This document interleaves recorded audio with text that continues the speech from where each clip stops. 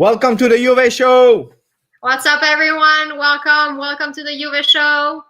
Ciao, everyone. Really thrilled again for, I think it's our third episode, Martina, isn't it? Yeah, coming strong. Yeah, indeed. So we are trying to do it every week. And for the first time, we have new guests. So that's also nice. But before presenting them, Martina is still struggling who's where. So I said to Martina, try to follow the Juventus logo. So I know that, even here, it's really shit. It's really difficult. But here we have Michael and here we have Travis. So we will present them a bit later. But first of all, before saying hello to them, I really want to say hello to the people that already joined the chat because they are here since the beginning. And we have Marco Sufjan. Ciao, Marco Sufjan. We have Alibeba. We have Martina that also joined sneakily the chat. We have AG MCC. Ciao, AG. So we have a few people. I see now that we are 5 in the live. Thank you for being there. So my name is Giuseppe from J Just Juve. Then you have Martina from YouVe Designer. What's up, from everyone? YouVe Designer. And then we have Travis. Travis, and before he says something, is actually the guy where I do my daily videos about the Italian sport papers. He's actually the guy that you are listening to without knowing it because he made the music for me for that video and also a couple of other music that I use when I do topic related videos. So sometimes, a lot of time you hear some music. If you don't know from who it is, it's from the guy here, Travis. So Travis, you want to present yourself, who you are and what you do? Yeah, sure. So can you hear me? Does this headset work? Yes, we hear you. Okay, good. So I'm Travis. I'm from Southern California. I live in the Los Angeles area. I'm a musician, obviously, make music for a living. I also do, I don't have a video channel to promote, but I do write some stuff for UVAFC.com sometimes. And I helped helped to make the Juventus Los Angeles fan club official a couple years ago. So that's me. I've been a Juve supporter my whole life. I pretty much grew up on it, and it's been a love affair ever since. Awesome. That's dope. You're muted, Giuseppe. I cannot hear Giuseppe at all. Giuseppe. Always I always do the same. So I have my microphone, I put myself on mute, and then I start speaking, blah, blah, blah. So thank you, Travis. And then we have, because we try to split also, one from US and one from Europe. We have Michael. Ciao, Michael. Ciao, hello. My name is Michael. I'm 25 from Malta. Also been a Juventus fan my whole life. Fun fact, my first memory of Juventus is actually when they lost the Champions League final in 2003 against Milan. I remember watching the first half of that game, went to bed, kind of full of hope, woke up and saw that Milan won the cup and burst out crying. And that's my first memory of Juventus. Other than that, I'm a data analyst, basically a numbers nerd, let's put it that way. And and basically what I do around Juve is I just tweet my opinions, saying how great we are, how rubbish we are. That's about it. That's dope. Lately, you could say that we were a lot rubbish, huh? Yeah, exactly. Finally. After presenting the people, I think it's important, again, really quickly to tell you, the guys that are already in the chat, ciao Muslim, by the way, what we will talk about today. So we have, as always, an agenda where we will speak about the attack. What is the attack? It's Napoli-Juve, really quick, because that was a dramatic game. Then we will go through the Bologna-Juventus, and yes, for the first time, we will celebrate a victory together. Then we will speak about the midfield. What is the topic of the midfield? Is Sarri in or Sarri out? We finish with the defense. What is the defense? Preparing, actually, the Juventus Lecce game. And we'll finish with the goalkeeper, where we have some special announcements and shootouts. So that's it for us. Let's start, I believe, with the attacking part, Martina. Yes. We have someone else in the chat, Juan Pablo Sanchez. Let's pop his comment up. I think it's the first time. Look at that. Welcome. Okay, so sadly, disaster, in my opinion, the Napoli-Juve game. I mean, we were planning on having a special episode. We won. Oh. And now we're here after about, when was that? Like a week? Almost a week from that game, a disaster. So I want to know what you guys thought of that game. Definitely. I mean, in my opinion, it was not something that I expected. I hate penalties, so I was definitely stressing in that part. I don't know what you guys were feeling about that game. Did you guys think that we were going to win, or did you expect what happened? You want to go first, Travis? Go ahead, Travis. Sure. I can't say that I was terribly surprised, especially after the Milan game. Napoli definitely seemed like they had a fuller head of steam going into it. I guess I could have been a little bit more forgiving of the result if we had it played so horrendously. And I'm not a big proponent to penalties anyways. If we would have lost 2-1 in regular time, it would have been a much fairer result. But when you get to the lottery, I think it's really up in the air. But I think really just ever since before the break happened, we've looked pretty devoid of ideas from an attacking sense. And when you play a team like Napoli that creates so many chances and scores so much, that you have to have a little bit of that magic going forward, or else, your defense is only going to be able to do so much of being resilient. I didn't love the way that they played, where they sat all 11 men behind the ball the entire game, even though we had tons of possession and maybe should have found an opportunity. But I think it could have been a more open game. But yeah, I wasn't terribly surprised, but I was definitely disappointed. Yeah, pretty much agree from my end. I mean, against Milan, we had against Milan, for example, I saw it as a really weird game because we started off really well, and when we started off, I was like, Sarri ball is back, and then all of a sudden went back to how we used to play like before then, and we were rubbish. And the Napoli game, I was maybe hoping like that would have, because I always kind of say that maybe the team doesn't have motivation. Obviously, we've won 8 Scudetti in a row, so maybe there's that sort of thing lingering. But I mean, this was a final, and we didn't. I don't remember. Maybe it's because it's been a week, but I don't remember any chances at all. I think, off the top of my head, I can't remember if Cristiano had a chance at a point, and he just flashed it wide or something like that. But I don't remember anything. And it was obviously, I thought that Napoli played well. I mean, I don't want to take it kind of for granted we're supposed to win, but I mean, we didn't even pose any problems. They defended well. They had lots of players behind the ball, but we showed nothing. And then when it comes to penalties, I mean, it's just a lottery at the end. I was disappointed that Dybala missed his, but again, it's a lottery. So yeah, it was not the best game. Not the best game. Yeah, I bet they had a lot of training and penalties after that. Yeah, exactly. Wow. Yeah, exactly. Actually, I mean, the keeper of Napoli actually saved a couple. It was very good, actually, the penalties. So fair play to them. I mean, they deserve to win it. I agree with Travis. Would have preferred it if they just won 1-0, 2-1, something like that.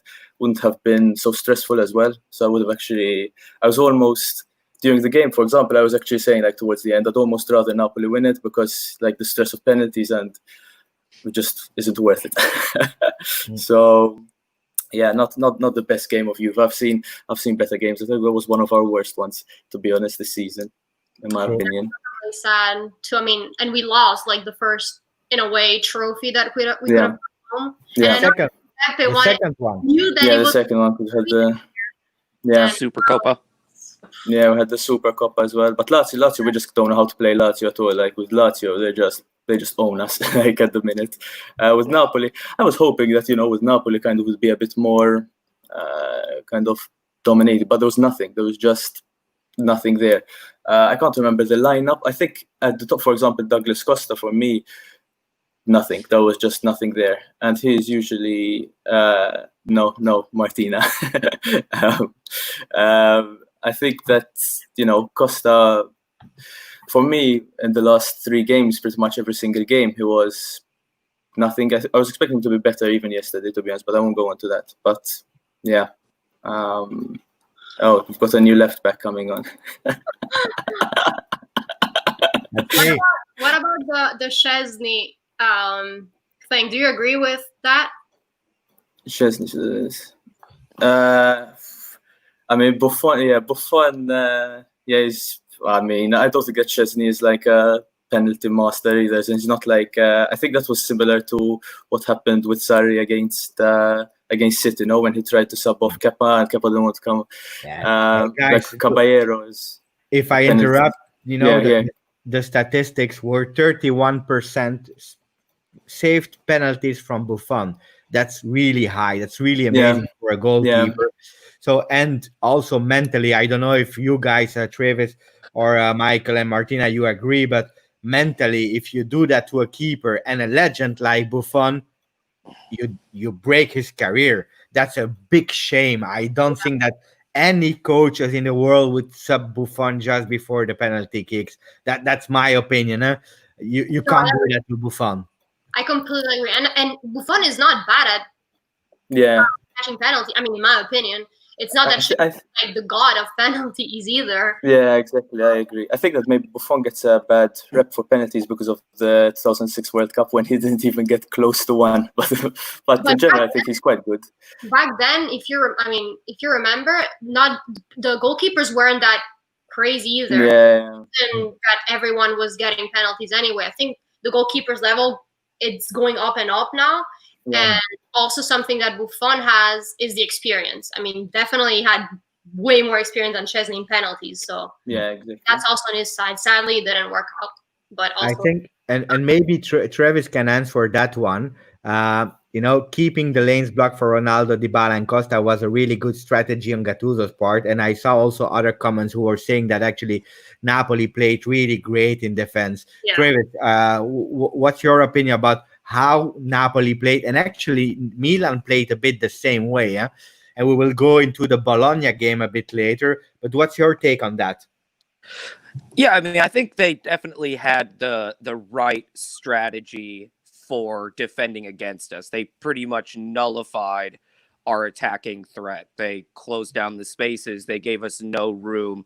And you could see that even though we had such a high amount of possession, we were just really recycling the ball around trying to find an opening. So I guess for me, it's more that I don't agree with that style of play. I'd like to see things be a little more open, but if it's a strategy that works, especially against a team like us and you're going for silverware, if I was the manager, I would deploy that system as well. And I think that's, especially with a player like Ronaldo, players like Dybala and Costa in the side, the biggest threat you're going to have, at least from us, because everybody knows we have such a weak midfield, that the only threat is going to come from up top. So if you suffocate them, we're not going to be creating a lot of opportunities. And especially because we as a team right now, because we have no creativity coming from the midfield, our only real opportunities come from wide areas. We're not pushing it through the center. We push it out wide. And I think it's probably well known now that we don't have great crossers of the ball. So people just let us play to our own disadvantage by using a strategy like that. And I think now that it's becoming more apparent that that strategy works, we'll probably see more teams deploy those types of strategies against us because they know we're not going to create that much. Even, in a game like with the Bologna one where we create so many chances but have, such a limited amount of production, it's just becoming painfully obvious that we're extremely one-dimensional. To enter that Bologna game, because we spoke a lot, what were your thoughts about Bologna and when you saw the lineup? Let's combine the two questions, guys. Martina. Napoli game. After we were going to be ready for the Bologna and the Serie A, or were you thinking differently because of the Napoli game? From mine, I wasn't actually too concerned about the Bologna game. I was, as in, I was slightly concerned because, I mean, we had just come off two pretty horrific games, obviously, after the Coppa Italia. But I always feel like, for Juve to play, I think Del Piero said something about, like, for Juve, like, you never see Juve play 3 bad games in a row. So I was expecting something better from them. The lineup, I was pretty surprised, to be honest. We started, first of all, we started Rabiot and Bernardeschi, and I was already like, but like I said, kind of Costa was really not that effective in either of the Coppa games. So I was surprised it was Bernardeschi, but again, there were no other options, I guess, aside from Bernardeschi. So it was good. I was like, okay, he's trying something new, which is good. And with Rabiot, I was surprised, but I mean, Rabiot, I think that now, I mean, I don't know what's going to happen with Rabiot over the summer, but I want to see kind of what he can do as well, because I think that over the season so far, he's been pretty average, if I can say that. So, yeah. What about you, Travis? I don't think that I was surprised seeing the lineup coming into the game, because right now we definitely need to make some changes. Obviously, what we've been doing hasn't been working, so even some minor tweaks might help in that regard. But I was also keeping in mind that right now with the return, we're going to be playing every 3 days, so we probably won't see an extremely consistent lineup week in and week out, except for maybe a few players who, like Ronaldo, who never wants to or probably will get benched unless we're playing a bottom table side. But I would expect that we continue to see more changes, especially because we have defensemen dropping like flies right now. So we're going to have to come up with some creative solutions and also try to get a little bit of motivation out of the players to maybe do a little better. Definitely like Rabiot, because that if he knows that he's going to leave, he doesn't care, and technically doesn't care anymore about Juve. But I mean, I would say even for somebody like Pjanic, who is been consummately in the side, like putting him on the bench and making him think about like his production and his effort might do him some good. Maybe just get a little refresh in the mind and come back and have a little more gas in the legs, a little more creativity, and kind of know that you're not guaranteed that spot week in and week out, that you have to constantly fight for that opportunity. The problem is that we don't have so many choices, Travis, in the midfield, and you have to play the same again, because now I'm really happy that we could save Rabiot, because he played really well, I think, versus Bologna. Yeah, yesterday he played a decent game. Yeah. He was the best in the midfield, because even Bentancur is my favorite midfielder of Juventus, since the last season already, but also this season.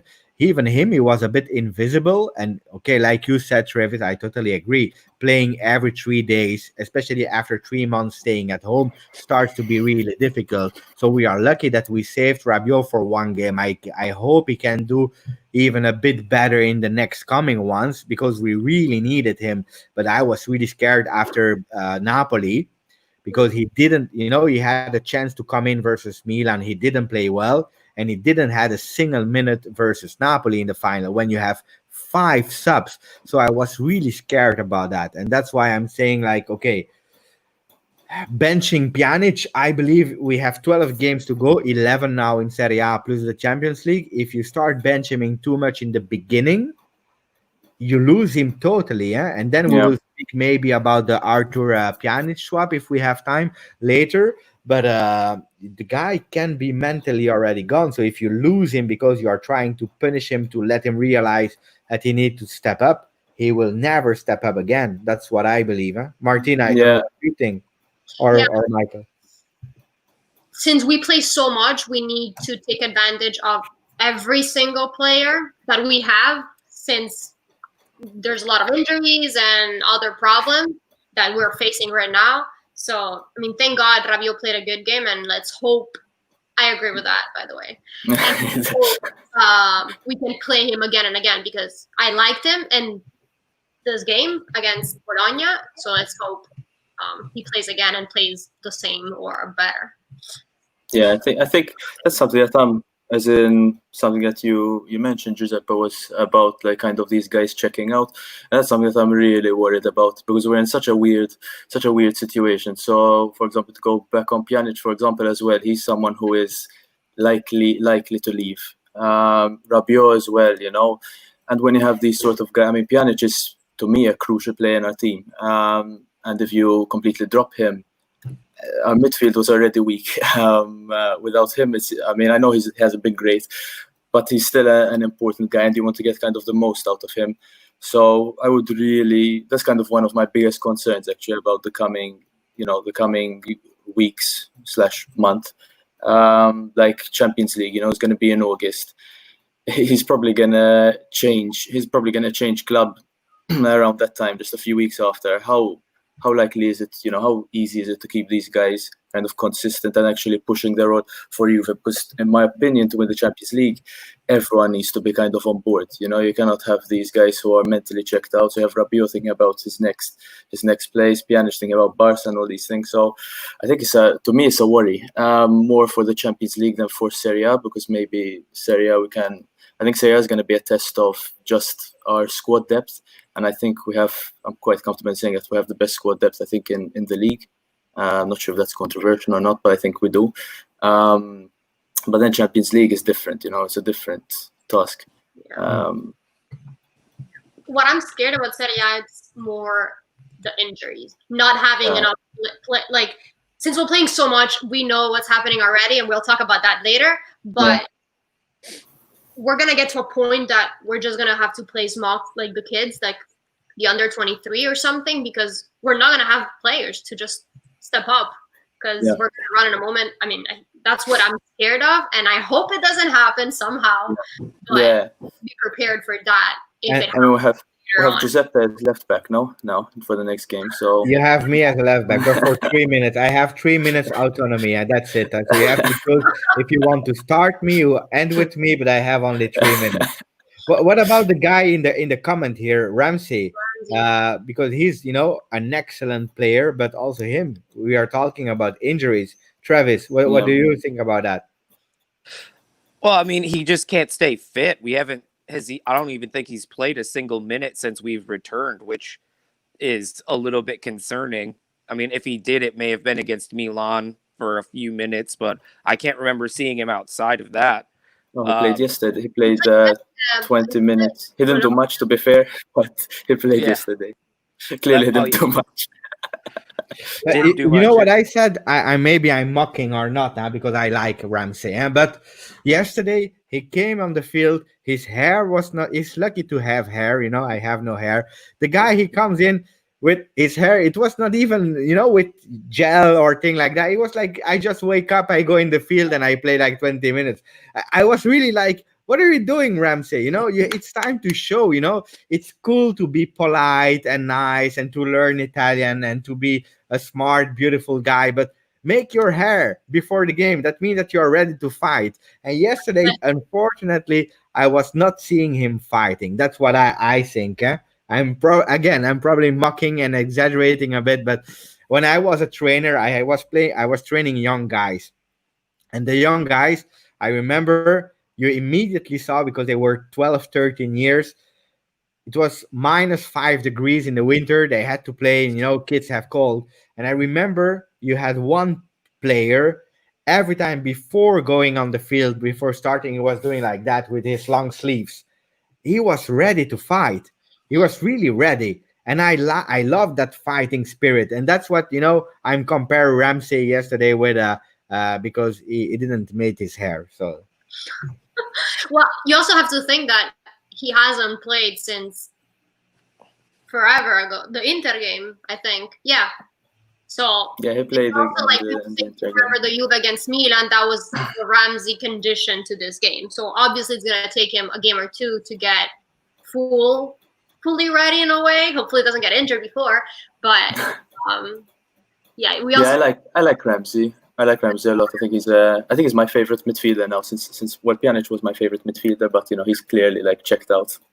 But I like Ramsey a lot. I think I agree that yesterday maybe To be honest, I didn't pay much attention to him because then it's like we almost thought like all the team kind of like went down a gear. And then when Danilo went off, I mean, then everything finished. But I like Ramsey quite a lot. I think that he's actually one of the few players who can offer goals from midfield.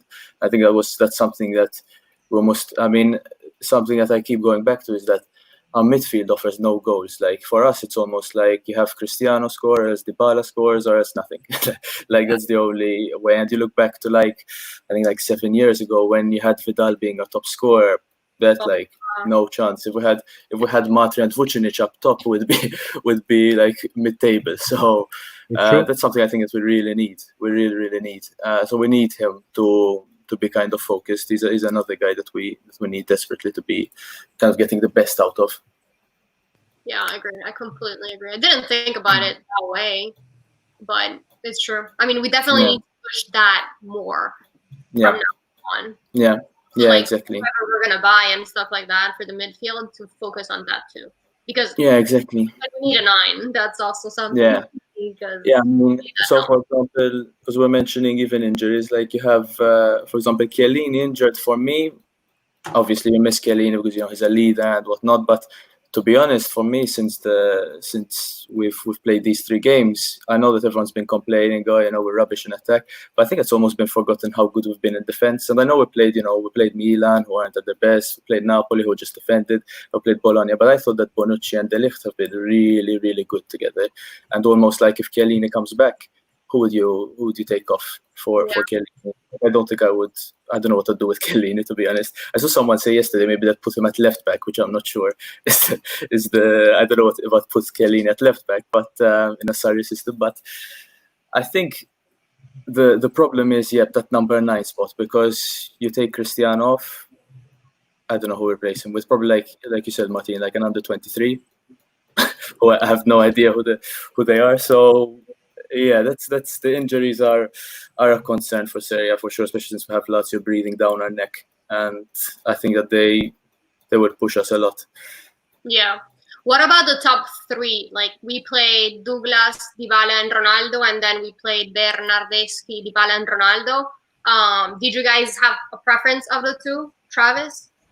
Did you like one of the better, or which one do you think worked better out of the 2? Surprisingly, I thought Bernardeschi had a better game than Costa coming back into the side. Right now, though, I would probably prefer Costa up top because I still have some hope for Bernardeschi as a Mezzala, which might still be an option in the midfield since we need to do some rotating there, and he's got bundles of energy. But he looked way better. Bernardeschi did, like linking up with Dybala, especially with that assist to get yesterday. And Costa just, as much dancing as he does, he just wasn't happening for him the other day. So right now, I think Bernardeschi's had a better start to the return, but I prefer Costa up top. Oh, I felt like Bernardeschi was super more lively. Like it didn't look like he was resting at all. Like he looked better than before the break, in my opinion. Yeah, it's true. I agree. But that's the thing with Bernardeschi. Huh? We all criticize him and so on. But at the end, deep in our heart, I think we want him to succeed, even if I believe it's too late now. Yeah. He was there. I have to admit also this season, he never played his role. He never played his role. He was misplaced as a trequartista with Sarri, who was stubborn to play him there. So it was really difficult. So for me, we can't blame everything on Bernardeschi. On the other hand, the guy is mentally not strong enough. Look at where versus Napoli, he had the ball at a certain moment without pressure. He's there. He put him out. He was in the corner. Yeah. Come on. And I wanted to answer 2 questions, Martina, if I can, from True Galaxy, who's saying Khedira get a much hate for his injuries, but Ramsey not. I wonder why. The thing is, Khedira is, for me, was an amazing player coming from Real Madrid. Experienced player, smart player, also, really great to enter the thing. But if you look at the 2 last years, with a salary of 6 million. He played only 22 games, if my memory is good. And at a certain moment, that frustrates people because every time he's ready to come back, coaches are praising him, saying he's our new transfer. He's the guy we really want. He's the guy who will make the difference. And then before playing, he's going again to the K medical. I call it the K medical instead of the J medical because he has his spot there.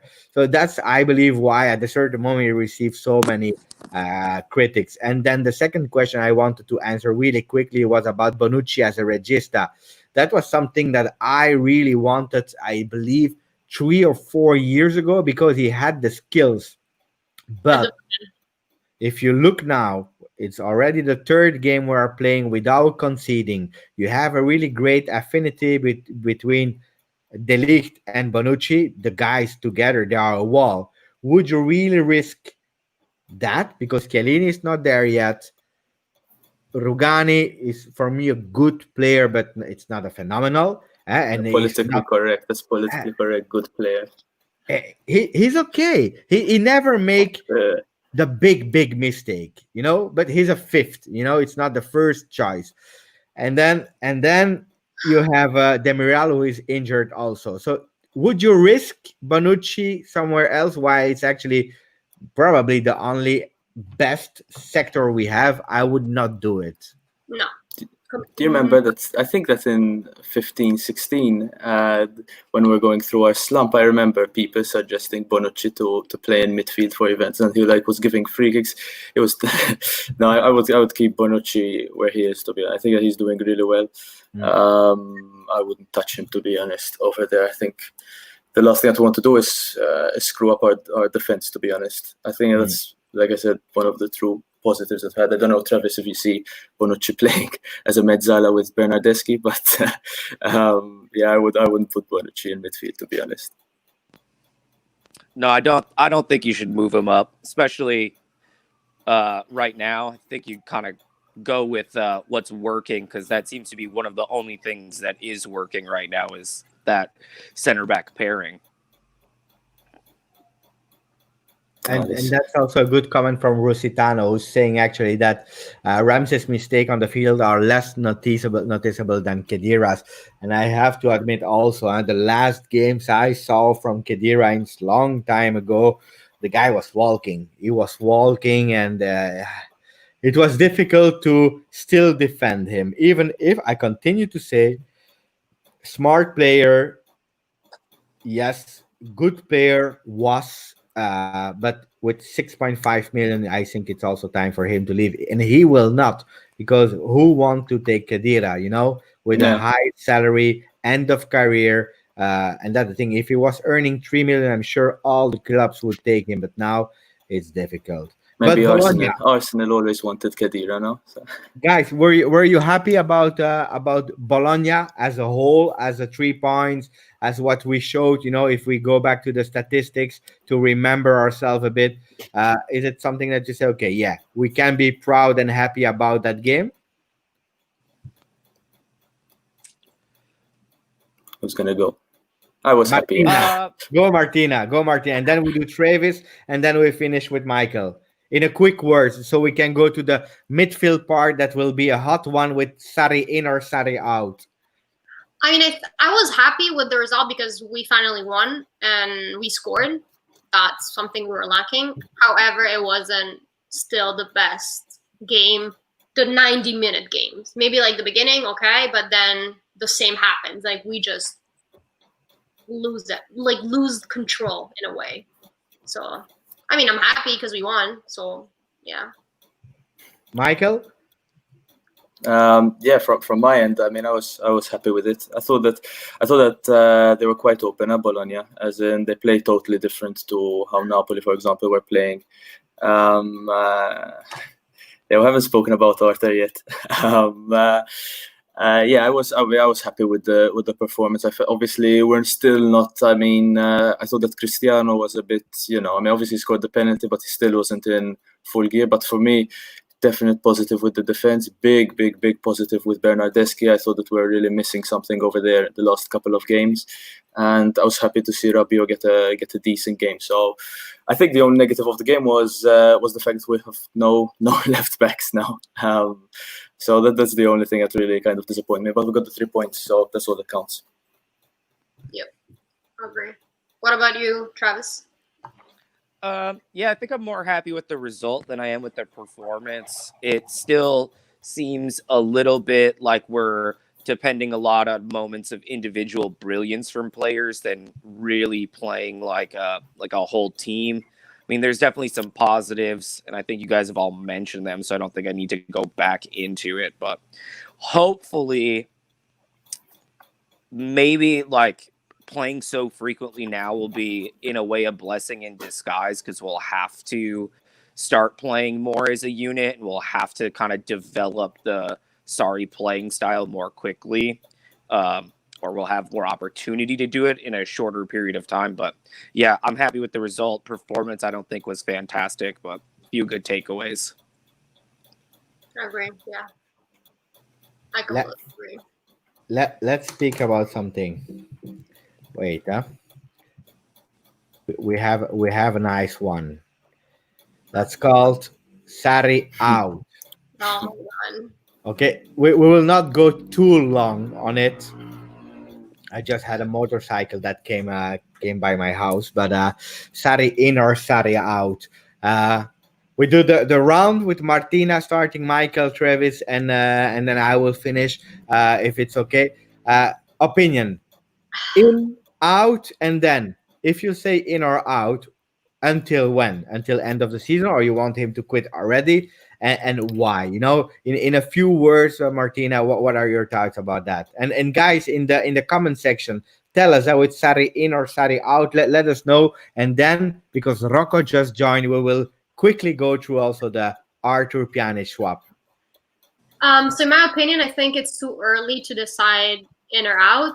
I think Sarri has, the squad that he has a lot of problems, injuries, then mental problems, and we have Ronaldo and Cristiano. That's hard to put them together. We don't have a number 9, and then the problem in the midfield, the fullback problems. We have so many problems that Sarri needs to solve, and we are saying that it's his fault for all these problems.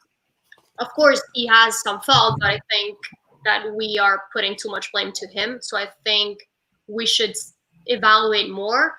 And if we don't lose Serie A, I think he should stay for next season. Whoa. I want him to stay and still prove himself, and probably with the transfer window that we'll have, and he will bring some players that he really likes, that will make a difference. Obviously, if next season we start losing everything, then no, we will sack him halfway or in the beginning. But I hope to see him for sure until the end of the season, and maybe depending on how we do next season. So in for me. Michael. It's a difficult question. Huh? I asked you while I show you him crying after the defeat versus Napoli. I hope you will be kind with him after Sorry. No. I think I'm in until the end of the season. For me, I think that to get him out now in the middle of season, I think would be ridiculous. But until the end of the season, I think if we had to let go of him, obviously it depends on a lot of things. It depends on what are you doing, Martina? I'm posting that comment, the Titano comment. For me, I think that he's. As in, I just read an article on YouVeFC.com. I think you shared it, Giuseppe, which really kind of made me think it's right, it's true. But for me, he's still not. I don't know. He doesn't come across as a guy who really interacts a lot with the players. So you've got guys you've got someone like Klopp, someone like Pep, who seem to really manage to relate to the players. And I think that's almost a really underrated skill, as in the players aren't robots at the end of the day. And I think you had guys like Conte, guys like Allegri, who really seemed to relate to the players, and the players would die for them. Maybe Allegri not towards the end, but it was there. With Sarri, is just not there. So that's something that really kind of worries me. And I think he's trying to learn and I think that as a person, I think that his story is amazing. The fact he starts from the bottom at age 40 and is at the top of Italian football now. But I am a bit concerned of kind of leaving him in charge of the club, especially while we have Cristiano, because I think that's like a window that's getting smaller and smaller and smaller. I mean, he's going to be 36 next year. And for me, he's still the key to us winning the Champions League, because you have a guy who, like doesn't collapse under the pressure. And I want a guy kind of who's going to get the best out of our team. And in all honesty, this season, I haven't seen him get the best out of our team, to be honest. So that's why kind of I'm like, but again, it depends who's available, as in, I mean, I like guys like Pochettino, for example, I really like as a manager, but you have to see who's available, who fits with the club. Then it gets a bit more complicated. Like last summer, for example, I didn't want Conte back because I felt like it was we're going a step back almost. So it depends who's available as well. And it depends if the club back him in the transfer market, because I think that this team is not suited to Sarri at all. Like, not at all. I need to Go add ahead.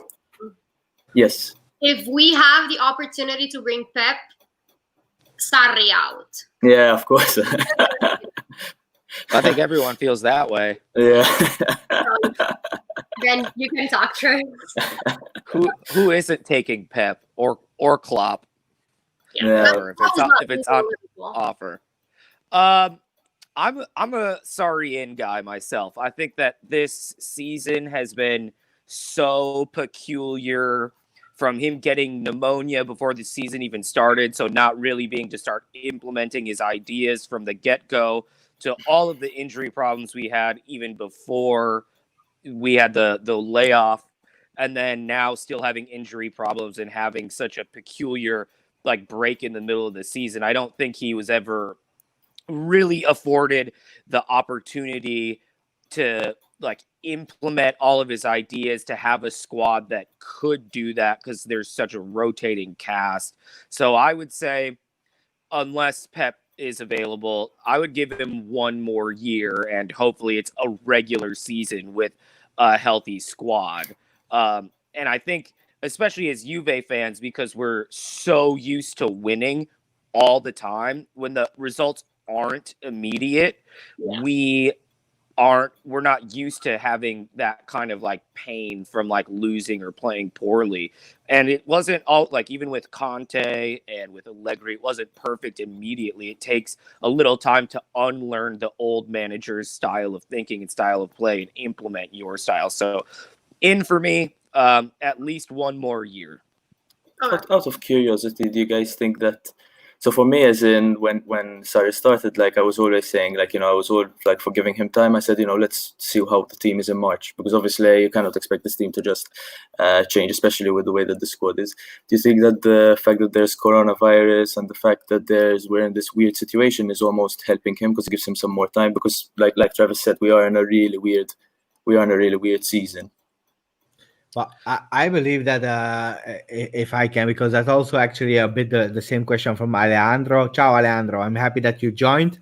He's saying not Sarri's biggest fan, but he needs time. The 100 days off didn't help either. And I believe also it's really difficult, but for everyone, and to judge now. I believe, we ended with a real dramatic game versus Lyon. 1-0 loss with 0 played, 0 game. Rabiot dramatic, and all the team was dramatic. And then we had an amazing one versus Inter, where we say, wow, there is something. Okay, so it's a double effect, disaster and amazing. And so it's difficult. And if I try always to be balanced and to see the 360 degree of it. The pro Sarri is the fact that, okay, Sarri didn't came and say, I want to be the coach of Juventus.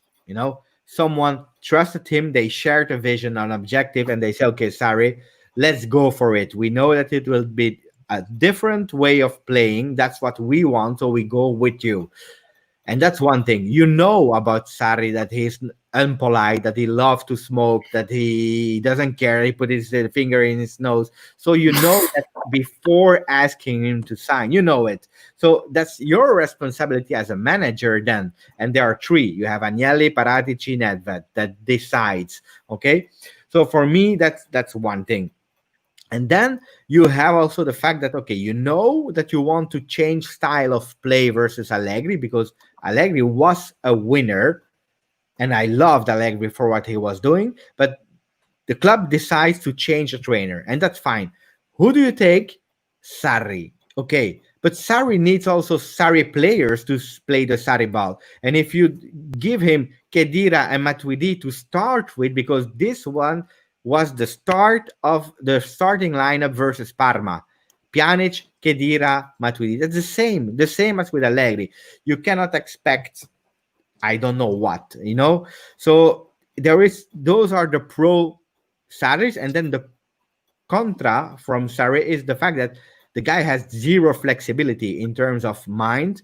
He comes from a generation that is a bit more dictator than, and that's what you said in the article, what was written, Michael, but it's totally true. The guy is really, how can I say, he comes from a generation where he didn't adapt it himself to the young players who are from the, how can I say, the like generation. Yeah. They are like, I want instant feedback. I don't want to be criticized too much. I want you to help me. I want a leader that goes along with me and that helps me instead of telling me. And that's what Sarri is not doing. He's not a good people manager. Look at Emre Can deal. What did he do? He called him for 30 seconds saying, you will not be in the Champions League. Hey, the guy is upset. And he stayed and he shut his mouth until he went to Dortmund. But it didn't work with Mandzukic. The guy, he said, I don't play anymore. You see? So, and that's why I say, okay, am I Sarri in, Sarri out? I would be a Sarri in until the end of the season, because that's what I think. You do objectives and you have to go until the end of the season with that. Yeah. That you fail or that you win, it's a paired decision of all the management. So that's what I believe. Next year is the next year. So let's see what will happen there. I think as well, like, because you mentioned as well that like Nedved Paratici and Daniele kind of got Sarri. I think that they wanted from the statement kind of that they had said was that they wanted kind of Juventus to play this attacking football. Oh wow, no one wants Spalletti. Jesus Christ. One thing. I think that. Sorry. Oh, we have yeah, one thing really important to do. Happy birthday, I love football. It's your birthday. We prepared already the small title for you to be live. So we were hoping that you would join the live because we were speaking about that. It's an important day. So happy birthday, I love football. Really proud to have you as a subscriber of my channel and also about the YouVe Show, the channel of Martina and myself. Today we have two coaches, but happy birthday. I hope and I wish that Juventus can give you a lot of beautiful gifts. That means Serie A and let's say Champions League. So that's for you. I love football. Happy you are there. So the guys in the chat say hello and happy birthday to I love football if you want to.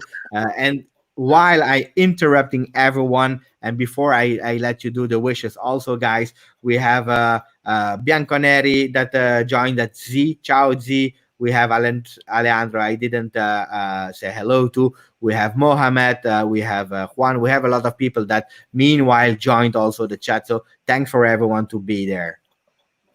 Sorry. That's okay. I was saying about yes, because if you guys remember, the statement was kind of that they wanted Juventus to play a more attacking football. Obviously, again with Allegri, it was disgusting by the end of football, to be honest. And I think that rather than hiring Sarri, we almost just hired kind of the brand of football, if you guys know what I mean. So I think, to be honest, I kind of off the top of my head, the only guy that comes to mind when I think Sarri's style of football as a coach kind of aside is like Travis says Pep. In which case I am sure that I would be shocked if Juventus had the chance to sign Pep, they wouldn't sign him. But you've also got the fact of his salary being huge. Sarri is on a 3-year contract, I think, 2 or 3 years. I'm not sure off the top of my head. So I think, to be honest, we might in a way be stuck with him in a sense. I'd be really curious to know what happens if we if we don't win the Champions League and we don't win Serie A, I'd be really curious to know what happens then, because I think that would be really interesting. Hopefully we don't find out, obviously, and we win everything. And I think something you said a moment ago, Michael, about do you think that there's like that much effect on the coronavirus and not playing for 100 days? There's definitely something to be said for like any team or any player about like mid-season form and just like the mechanics and like being in shape from playing week in and week out. Taking 100 days off is like having the summer off, once a season ends. So it's like you're starting over at square one. So I think for a lot of these players, it's, just getting back to like mid-season form or starting over from a mental standpoint, the mechanics of trying to implement Sarri's style again, because they weren't necessarily doing anything football related for however long. So I think there is definitely something to be said in that regard as well. Okay, guys, let's go to a next topic. And that's for Rocco. I don't know if he's still there or not, but I know Rocco is a guy who always also have more time later, and then he goes and watch the replay. So I really want to to answer his question about Arthur and the Pjanic swap, and then we have 10-15 minutes to talk about Lecce. So I will not ask your opinion about it. I will just explain where we are now today about that swap. So today they were saying on Sky UK that the deal was done, but actually when you go and you watch a bit the link and the news, nothing is really sealed and done today. So they have an agreement between Juventus and Barcelona. The numbers are really crazy because we have 80 million value for Arthur, and then Juventus is trying to have a Pjanic for 70 million. Numbers are crazy. Why is that? Because it's about profit. Normally around this time you already start to exchange players, to sell players, and you close the books on the 30th of June so that you can make more profit and save your year with profit and loss. That's how we call it financially. So the Arthur, more than a technical point of view, and that's why we really want to do it on before the 30th of June, because the books close at the 30th of June. That's the most important reason. It's just financially because we need that money. We lost money because normally around end of May, mid-May, we start selling the new shirts. We were not able to get to show them because we are not in the new season. So that's one thing. Then stadium, we had to refund a lot of people. We were playing actually without supporters, so you missed all that money. So that's why I think also they are trying to to make that money bigger, and 80 million is not the real value of Arthur, but it's actually an inflated thing. So I hope they don't exaggerate too much, because this is also something that is not allowed by FIFA Fair Play, to inflate big numbers. Today we saw also that Muratore is going to Atalanta. This is also a profit thing. So do I think they will do it? Yes, I really believe that they will do it. So Rocco, when you will watch a replay, or if you are still in the chat or listening while you are doing a beautiful walk in Canada, Toronto, let us know what you thought about that. Just in a yes or no, guys, and we do the other way around, and then we go to the Lecce Juve, guys. Travis, Arthur Pjanic swap, yes or no? Yes, for me. Michael? Yes. Martina? Yes. So welcome Arthur, isn't it? Welcome. While you go through the defend part, Martina, I will show also a nice picture, because I received it. He WhatsApped to me, so I have in exclusivity a new picture of Arthur at Juventus. So I leave you the show for the Lecce Juventus or the Juve Lecce game, Martina. So I go ahead, or you're gonna show it? No, go for it. I will show it meanwhile. So on Friday we're gonna play against Lecce. Lecce just lost 4-1 against Milan, and they lost so many games before that as well, like 7-2 against Atalanta and another 4-0. So they're definitely not good. Are you guys concerned or not at all after the Bologna game? if they've been losing a lot of games, I'm sure that they'll play a great game against Juve now. That's always how it goes. Always happens. Every time. Always. Their goalkeeper is going to become prime Dino Zoff and will sneak in a Ronaldo penalty and win 1-0. And do you think, as in like the lineup, do you think it's gonna be more the Bernardeschi or the Douglas Costa? Epa! Damn, look at that. That looks good, huh? Look at that. You I know, still hate Also- that jersey. You know, I actually don't mind this. It's actually grown. I just hate that the sleeves are like on the wrong side. Like I wish the black was on the same side as the black side, like the Barca 0809 kit. But anyway, we have an extended period of it because of coronavirus. So yes, Yeah. indeed. just for you, Travis.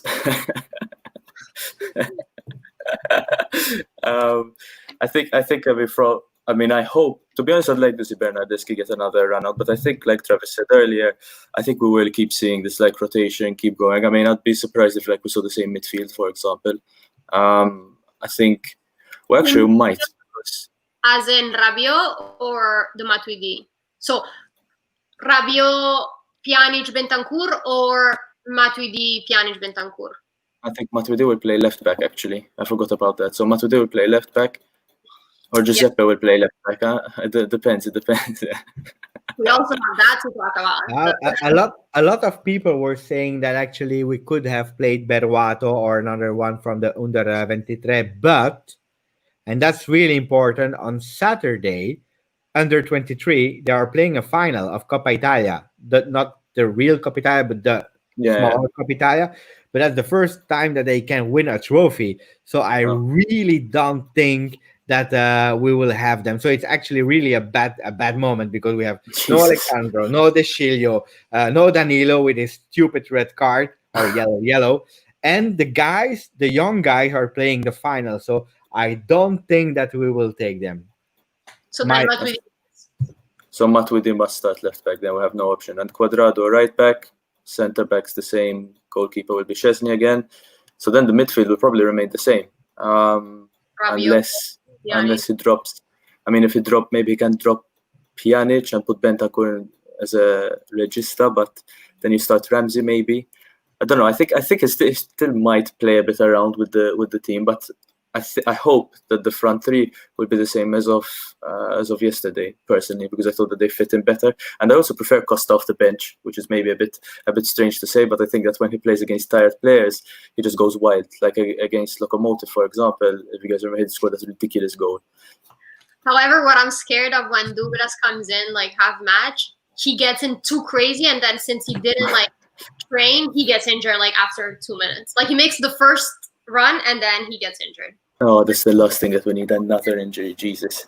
I don't know. But yeah. What about you, Travis? Do you think the up top? So I think this next game for us is going to be actually kind of a tricky proposition for us, especially because tomorrow Atalanta and Lazio play. And if Atalanta wins, we have the opportunity to go 7 clear at the top. So I think a lot of how we send out the side is going to be dependent on the result tomorrow. I think if we can go 7 clear, we'll probably see the foot on the gas a little bit more because it'll give us some breathing room, especially when the Champions League fixtures start to come in, give us a little more ability to rotate. I think if Lazio wins, we'll probably see a more conservative approach where we may still pick up points. But as far as the lineup is concerned, I think you guys are right. Matuidi at left back, and then pretty much the same across the rest of the back line. This might be an opportunity to maybe give Ramsey a run out from the start and start Bentancur as a regista and perhaps keep Rabiot on the left and just see how that works for a match or for part of a match. I think Bernardeschi stays where he played last game, give him a little consistency, but I'm actually with Michael as well. I prefer Costa coming off the bench typically because he can terrorize a defense late in the game. But there's also, to Martina's point, that concern that he'll get past 2 people and then he'll never get past anybody again. So. Actually, just a point. I just looked at the standings. Lecce are in a relegation fight. Huh? They are like they can still stay up. So they'll be really motivated. I thought that they were like down at the very bottom, but no, they have a chance to stay up. So they will be hungry for it. They better not do that against Juve. But they were not playing bad versus Milan in the beginning. No. They even did a 1-1 at a certain moment with a penalty. The problem is right after they collapsed, and then it was like 1, 2, 3 goals after one after each other. Another goal in front of the goal, and oh my god, I don't know how we missed that. My big scare is because you really see that the players are not 100% fit, and especially you miss that creativity due to the fact that they are not really fit. My big scare is that they play as Milan and Napoli with really defensive lines without opening, because that's actually, Mihailovic asked his players to go down, to press, to try to create something, and actually they opened spaces for us. Mm-hmm. But Milan and Napoli didn't. They played, they waited, and if a lot of teams are doing that with us having no creativity, that can be a problem. That's, for me, a danger. If we don't score in the first 30 minutes, we can have a problem. Yeah, I fully agree. And that's something that worries me, actually. I'm maybe going to jump a bit to the future, but that's something that worries me about the Lyon game as well, where they just need to sit back. And especially if they score a goal, we need to score 3. And against Milan and Napoli, we didn't look like scoring 1, and we didn't, in fact. So, yeah, that's definitely a concern, and something that Sarri will need to figure out, for sure. Ermias is saying that Rugani, for him, he would play for resting the Bonucci or the league. That, don't forget, after 3 months, they are playing actually 270 minutes in a row. Would you risk it, Travis? Putting Rugani in? Yeah. Versus Lecce. I Don't forget, then we have Genoa, Torino, and Milan after it. I guess this would be the ideal time to give him some minutes, all things considered. You're playing a lower table side. Give probably Bonucci a rest because doesn't have age on his side like De Ligt. And hope for the best, I guess, would be the way to phrase it. I don't think he's terrible, but I mean, this is exactly the type of game you would have a player like Rugani stay in your side for, and to have a run out, because we are going to need fresh legs all year. And I'd probably rather see him start against a weaker side than be subbed in late in perhaps like a Champions League fixture or against Lazio because we burned out somebody else's legs. Yeah, I fully agree with Travis. Same. We are about to round up, guys. We still have a few minutes, but Muslim is asking, not mine, not Martina, because people know what we think, and don't go too much in detail. But Mr. CR7, the player that you have on your back, Michael, what about him? Easy question. Stay. Easy. Doesn't need to be in depth. Stay. What about you, Travis? Yeah, it's stay for me as well.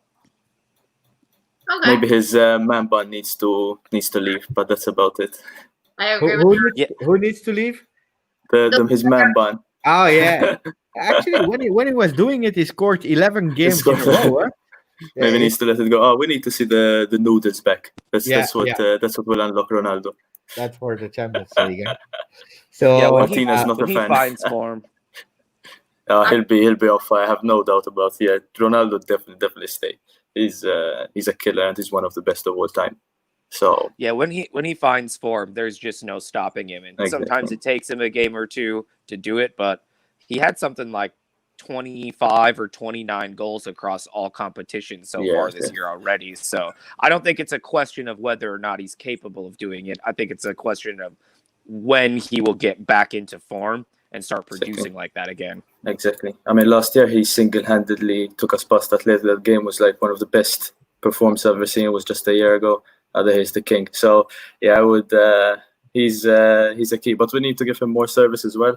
And when when he starts ticking, he's unstoppable. So yeah, he needs to get back because I haven't seen him fully as he was before. So whenever he gets completely back, physically and mentally, I think he will be the beast that he's. Yeah, I agree. Oh, that's a difficult question. Huh? I just read the question. If I don't want to. Difficult. If I can take that one, I like to answer the question of True Galaxy. I love your question because you're challenging us a lot, True Galaxy. So I hope to have you one day also here on the channel. Yes. And I will give you also the email address. It's actually quite easy. It's the YouVe Show at gmail.com, where also you guys that are watching and you want to be on one of the next episodes, just, send us an email. You can find us on Twitter, on my Twitter, Martina, or the YouVe Show Twitter, whatever. We have a really nice Discord that I want to show you a bit later. So we have a lot of ways to get in communication, but go for it. We are open for everyone. One of the next one, I don't know if he's still in the chat or not, but Marco Sufjan will already ask also to be there. So he will be one of the next one. We have also other members, so it will be really, really fun. But to answer True Galaxy question, today I would keep Dybala. Why? Because we have a big difference in salary. We have 30 millions of Ronaldo. That's a lot of money today. He's 35. He's still the GOAT, still the beast, still the superstar. It's true, but he's also creating some troubles, being the center of attention. And when you have Ronaldo, you know that it has to be like that. It is what it is. It is what it is. So that's fine. He stayed 2 years at us. I hope he will stay 1 year more and 2 years more, and that would be amazing. But if I have to choose, I would keep Dybala now. And with the money saved, I would invest in a new marketing guy like, I don't know if you see it or not. Pogba. I want Pogba. Again, that would be nice for the marketing part. You save some money because he doesn't have 30, and I would invest in other players today. Oh, who would score the goals though, Giuseppe? What? Who would you get to score? Who would score the goals? Haaland. And I don't know how much he would cost. It's fine. But yeah, it's true. But I believe also, look, Dybala, he played, I think, 2 seasons ago. He had like 22 or 23 goals. Yeah, he started on fire. Yeah. He never got back. That's what I always found strange. Like when he caught fire that year, I was like, this guy is like, that was very ridiculous. Now he was getting like a hat-trick every weekend almost. But then he never kind of got to that level again, which is a shame. But I think this year has been a lot better than the last year and a half. He really improved this season.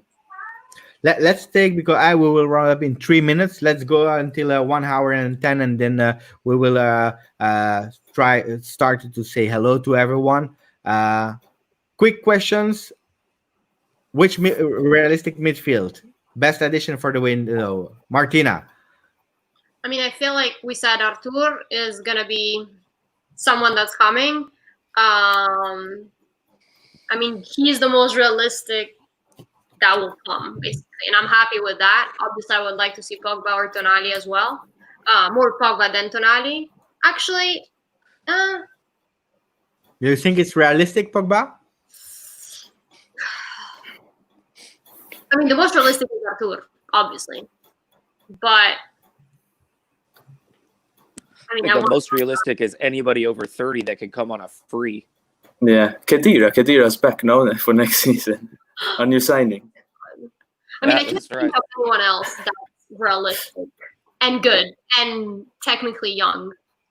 Yeah, I agree, to be honest. As in, I would have loved. Pogba for me was. I think that he was realistic. Pogba before this whole virus happened, but I think that now, to be honest, I don't know if we're gonna manage to get him. I wish we do. It would be amazing. But I think that Tonali is going to Inter as well, judging from reports.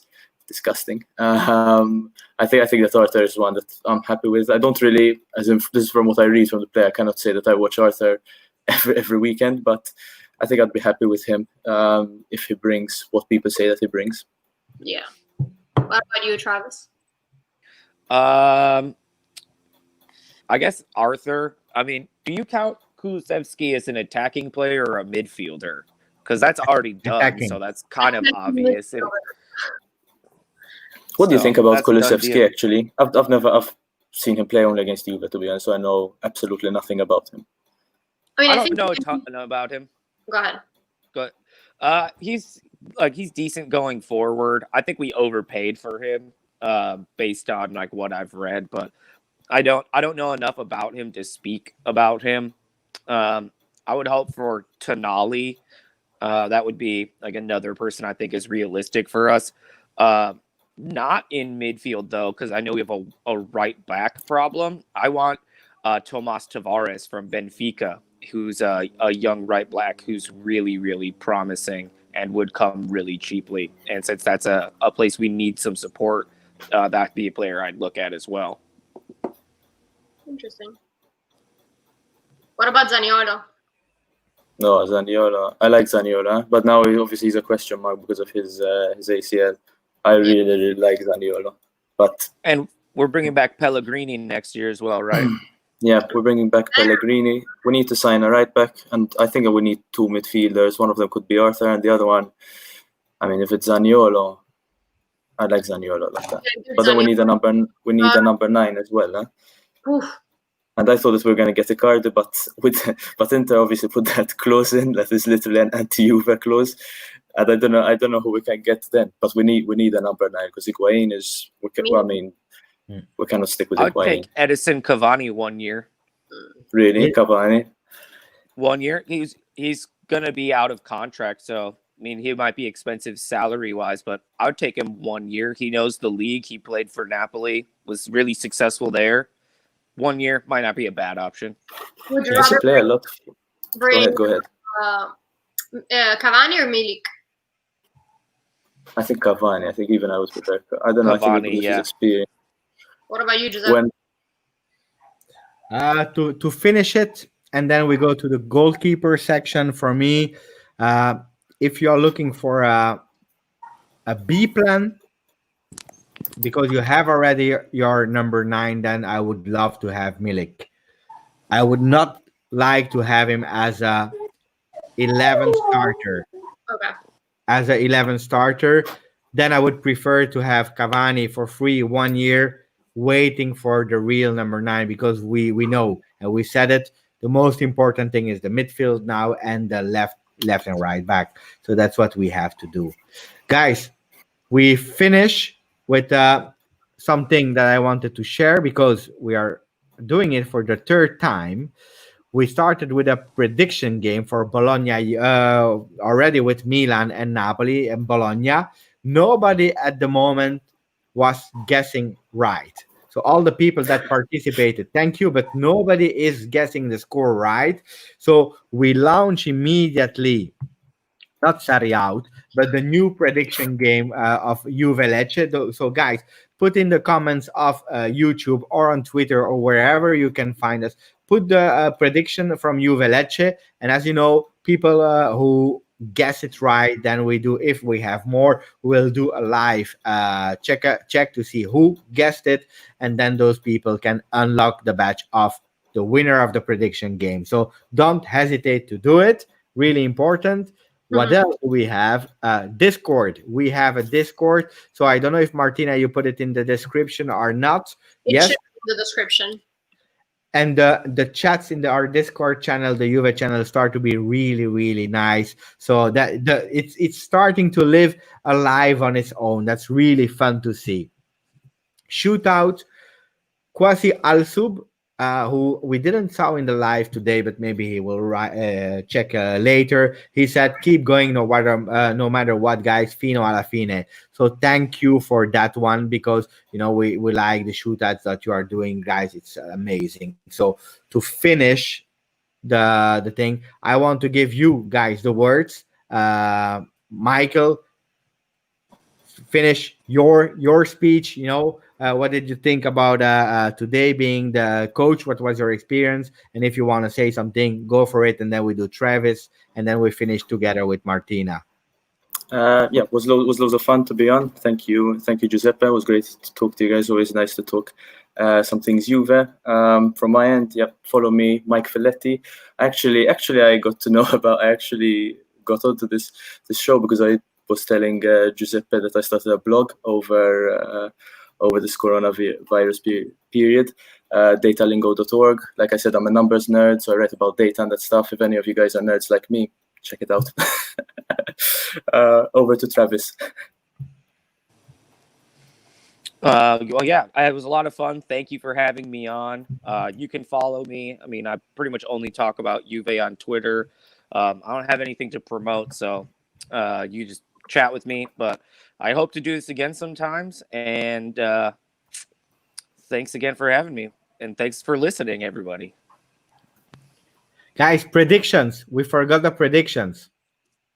For Lecce? For the Lecce game? Yeah, your prediction. Oh. I'm going to say 3-0 for Juve. I'm nowhere near as ambitious. 2-1 Juve, 1-0. I'll go 2-1. I'll go 2-1. Will they score?